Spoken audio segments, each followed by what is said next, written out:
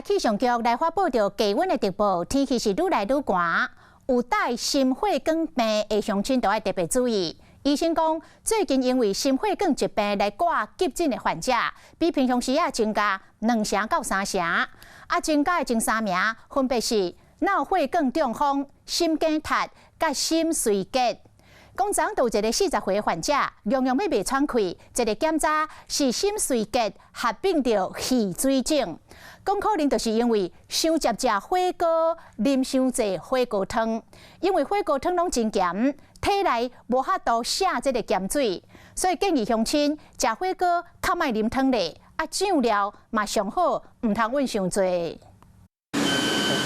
冷气团到天气冷季季，这日虽然食火锅烧热佮满足，不过心脏无好的患者可能都要加注意。这个40岁查甫人冇活过心脏病魔，所以第14号会知影气汹汹喘袂过，家己去医生看才发现心脏无力合并气管水，竟然是因为天气冷爱食火锅，食伤济盐分含水分。那这个酱料跟盐分都是含钠离子非常高的，钠离子在我们体内呢会导致水分滞留，增加心脏的一个负担。好，所以如果您有心衰的一个病史，然后冬天又想要喝热的火锅的话呢，那我建议，第一个你盐分酱料不要太多。第二个，你也可以喝一些热茶。建议有心脏疾病患者食火锅时阵，汤莫啉伤济，酱料嘛莫饮伤济，可袂引起心衰竭含气管水。清火烧嘛真重要。最近天气变冷，急症患者嘛比平常时加2-3成。前3名分别有脑血管中风、心肌塌条的含心衰竭，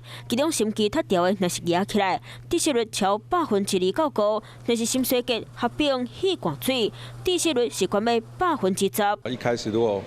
不知道这些症状的人，还以为他是气喘因为他会呼吸很急促，然后呢会有咻咻咻的声音，温度的变化